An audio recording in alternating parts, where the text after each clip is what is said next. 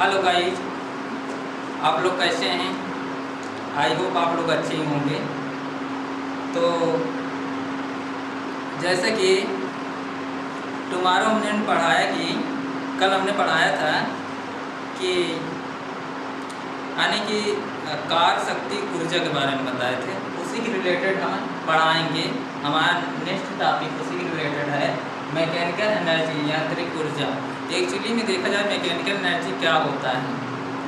Mechanical energy वह होता है जो किसी प्राप्त ऊर्जा या स्थिर ऊर्जा के परिवर्तन करेगा। ठीक है, तो इसमें जो है हमारा दो पार्ट होते हैं, दो भाग होते हैं मैकेनिकल ऊर्जा में। ठीक है, मैकेनिकल एनर्जी में दो पार्ट होते हैं। आइए देखते हैं दो पार्ट कौन कौन से, उसके बारे में आपको बताएंगे। ओके फ्रेंड, तो आइए देखते हैं। पहला हमारा इसका एक पार्ट होता है स्थिर ऊर्जा। स्थिर ऊर्जा और दूसरा हमारा होता है गतिज ऊर्जा। जैसे कि हमने टेड थ्योरी में आप लोग बता दिए थे स्थिर ऊर्जा और गतिज ऊर्जा, तो वहाँ पर भी बताए थे, लेकिन आज हमें दोबारा बता रहे हैं आप लोगों को कि इसको थोड़ा डिटेल से आप लोग बता रहे हैं। इसको थोड़ा नोट करते चलिएगा, जिससे आपको पढ़ने में आसानी होगा और कभी भी दोबारा देख सकें। ओके फ्रेंड, तो आइए देखते हैं कि स्थिर ऊर्जा क्या होता है। इसके बारे में आपको बताएंगे। स्थिर ऊर्जा क्या होती है।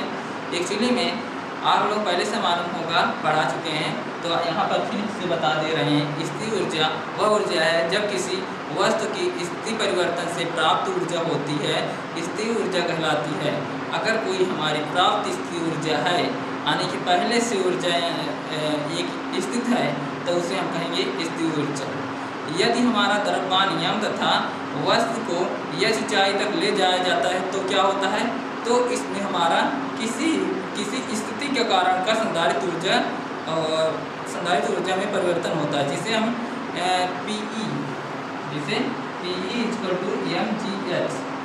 mgh जिसे हम कहते हैं जूल। अगर इसे हम जूल में परिवर्तन करेंगे तब हमारा क्या होगा, जूल में करते हैं तो हमारा क्या जूल इक्वल टू mh हो जाए, या किस में हो जाए, यह हमारा किलोग्राम मीटर में हो। जहाँ पर हमारा यम क्या है, जहाँ पर हमारा यम द्रव्यमान होता है किसी वस्तु का द्रव्यमान निकालने के लिए, और जी हमारा, जहाँ हमारा जी होता है, जी उसके लिए प्रदर्शित करते हैं, जहाँ गुरुत्वाकर्षण के द्वारा प्रमाणित किया जाता है। ठीक है, और यच को वहाँ से प्रदर्शित जहाँ हमारी किसी ऊंचाई या मीटर में कोई चीज़ निकाला जाता है। ठीक है, और सेकंड हमारा है गतिज ऊर्जा। अब गतिज ऊर्जा क्या होती है। गतिज ऊर्जा वह होती है जब किसी वस्तु में उसकी गति के कारण विद्यमान ऊर्जा रहता है, यानी पहले से ही विद्यमान रहता है, उसे हम गतिज ऊर्जा कहते हैं। गतिज ऊर्जा गतिज ऊर्जा का फार्मूला होता है KE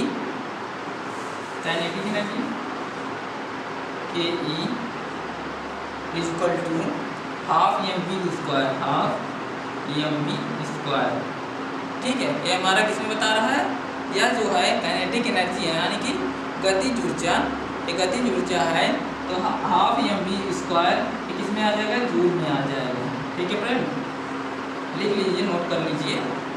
और अगर इसके हमें यही में जो इसका जूल निकाले, अगर हमें मीटर किलोग्राम मीटर निकालना होगा, तब क्या करेंगे, तब निकालेंगे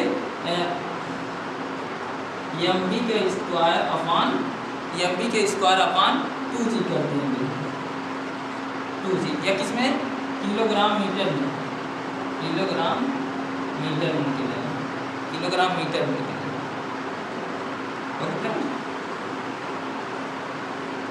अब जो हम कहें, जहाँ पर यम हमारा यानी कि द्रव्यमान इक्वल टू द्रव्य वस्तु का द्वारा किसी द्रव्यमान को केजी में रखते हैं, तब क्या होगा, अगर हम केजी को किसी फंक्शन में रखें, जैसे कि गति में या केजी को हम किसी दूसरे फंक्शन में ले जाते हैं, उसके गतिमान को किसी विस्थापन जगह पर प्रदर्शित करते हैं, तब जैसे मान लीजिए जी हमारा गुरुत्वाकर्षण त्वरण हुआ, और गुरुत्वाकर्षण जो होता है हमारा वह 9.8 मीटर 9.8 मीटर प्रति सेकेंड होता है, प्रति सेकेंड का स्क्वायर। ओके, अब उसके बाद पढ़ते हैं स्थिति तथा गतिज ऊर्जाओं के उदाहरण। Examples of potential and the kinetic energy. Okay, फिर आ रहा है स्थिति तथा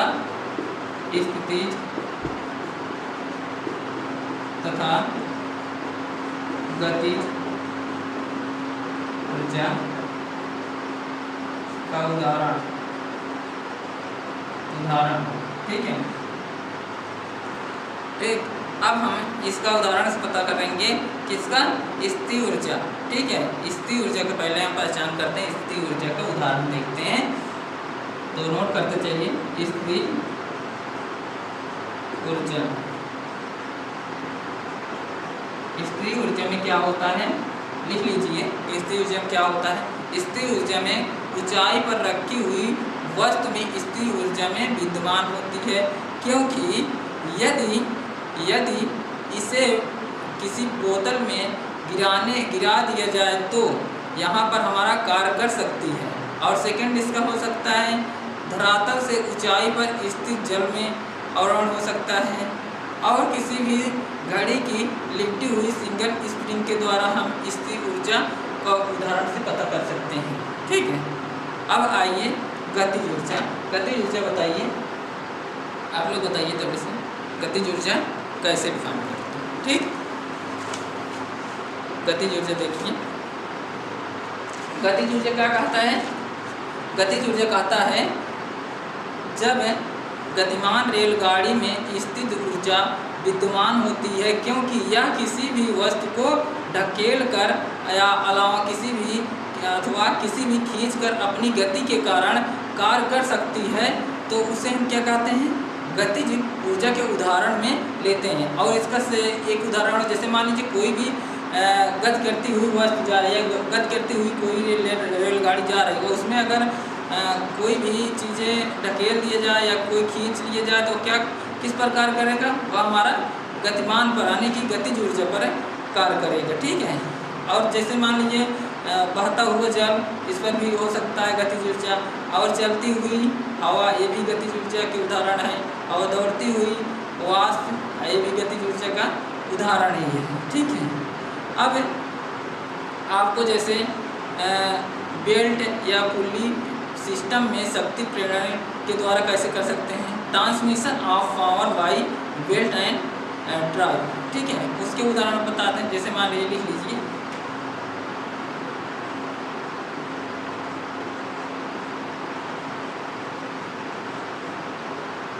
बेल्ट पुली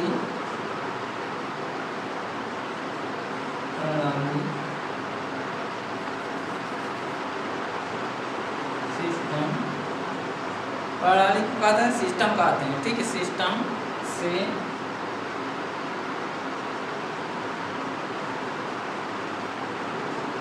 शक्ति का प्रेषण।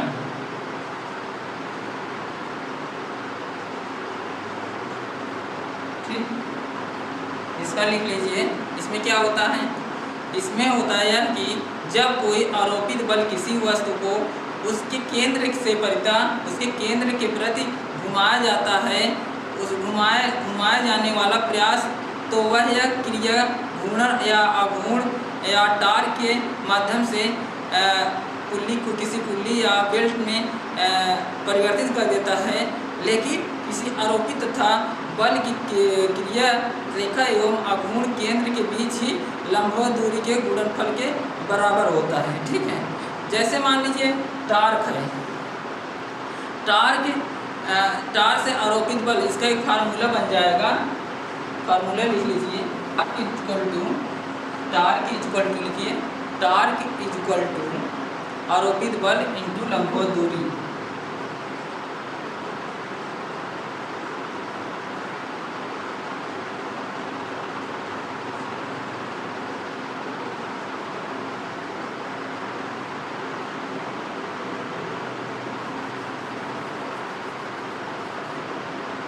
आरोपित बल इंटू लंबवत दूरी लिखिए।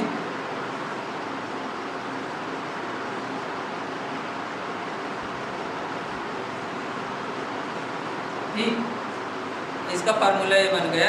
अब उसके आगे लिखिए, शक्ति प्रेरण में आश्व शक्ति प्रेरण का निम्नलिखित सूत्र बहुत उपयोगी होता है। एक जो है इसके अंतर्गत कुछ महत्वपूर्ण सूत्र पाए जाते हैं, उसको नोट कर लीजिए। जैसे horsepower HP equal to horsepower equal to 2 pi NT upon NT upon 45 4500, ठीक, 4500 या क्या है, यह हमारा किसी टार की अपेक्षा का उदाहरण बता रहा है, यानी कि सूत्र बता रहा है, ठीक है, यानी कि फार्मूला, ठीक है। किस पे लिखने सर पर, अगर हमारा किसी बेल्ट पुल्ली के सिस्टम पर ही कार्य करता है फार्मूला, ठीक है। अब देखिए, यदि हमें HP निम्न सूत्र से ज्ञात करें तब क्या होता है, तब हमें किसी HP इक्वल टू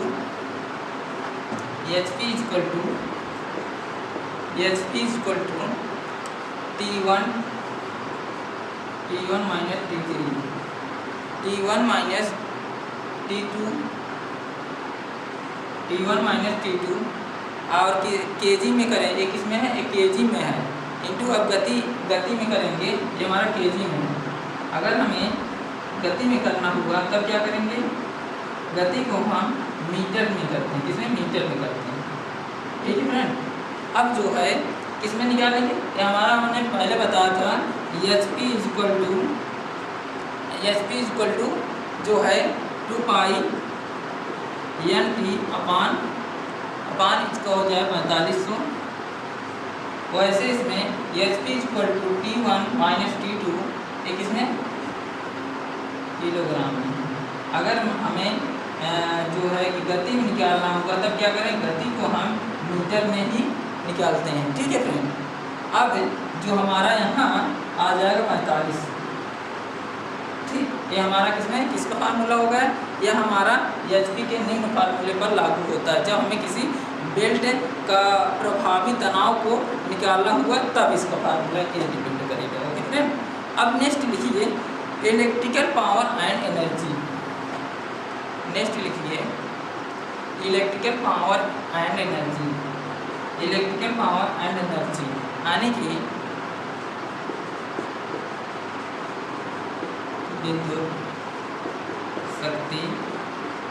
विद्युत शक्ति और ऊर्जा।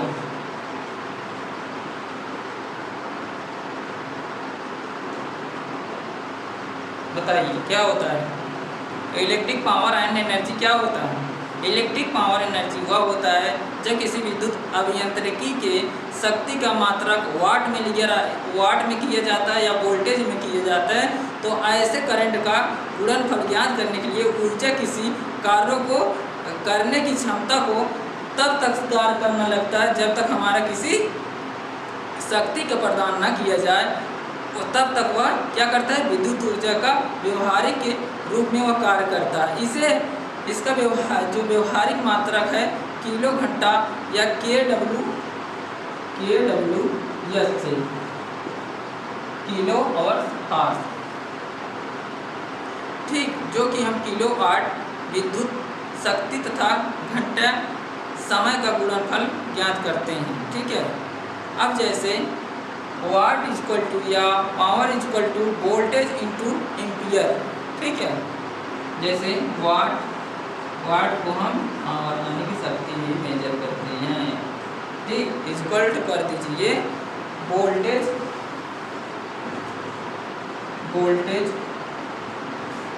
इंटू किसमें करेंगे, वोल्टेज को हमेशा किसमें, एम्पियर में करते हैं, ठीक, एम्पियर में, जिसमें करंट का प्रवाहन किया जाता है, किसमें,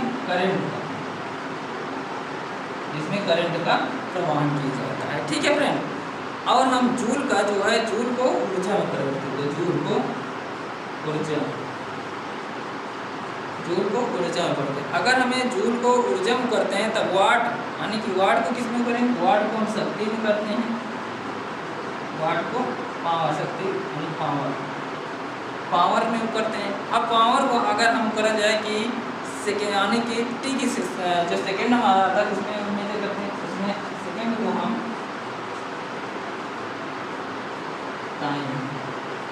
टाइम के अकॉर्डिंग, ठीक है। अब जैसे कहा जाए कि अगर हमें एक आश्रित शक्ति क्या होता है, तो लिख लीजिए मैट्रिक्स भाषा में एक आश्रित शक्ति बराबर 735 माइनस 5 वाट होता है। एक आश्रित शक्ति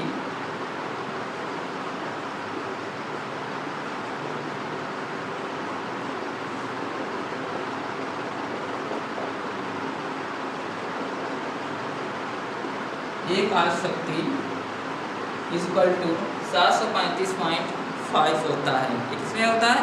वाट में। ये मैट्रिक्स के लिए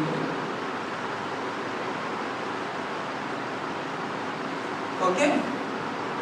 सो अब आगे लिख लीजिए प्रतिरोधी बल। प्रतिरोधी बल क्या होता है? यदि कोई वस्तु चल रही है अथवा घूम रही है और उसे हम किसी रोधक के द्वारा रोकने का प्रयास किया जाए या रोकने का प्रयास करने पर लगाए गए बल के उसे प्रतिरोध के बल को आकर्षित करता है, तब यह हमारा प्रतिरोधी बल कहलाता है, जिससे कि यह हमारा कार्य और वस्तु की गतिज ऊर्जा पर कार्य करता है, ठीक है। अब इसे हम प्रतिरोधी बल का फार्मूला भी बना सकते हैं। जैसे मान लीजिए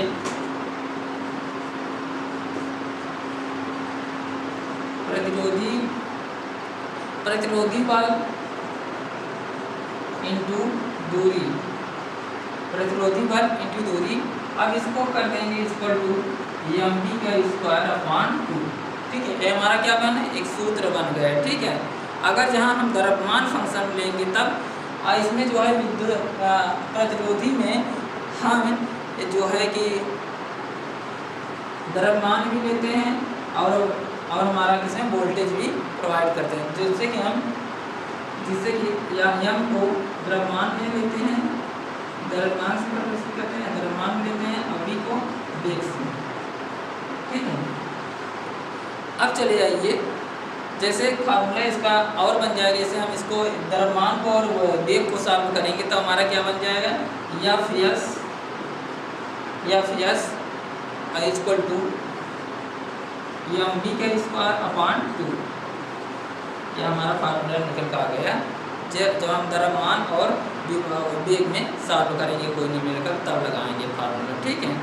जैसे मान लीजिए यदि हमारा द्रव्यमान यम है और v वेग है और यस हमारा स्पीड है, यह हमारा FPSP इसे कहते हैं, जहाँ पर हमारा F है पैरामंडल और जिसमें हम यम और v और किसी फंक्शन किसी सिस्टम में लेते हैं तो हमारा F जो है किसी अदर फंक्शन हो जाएगा, तब हमारा यम के या सिस्टम में इसका मान जो है F हो जाएगा। इसमें F को हम न्यूटन में प्रदर्शित करते हैं, ठीक है। अब लिख लीजिए फार्मूला प्रतिरोध बल।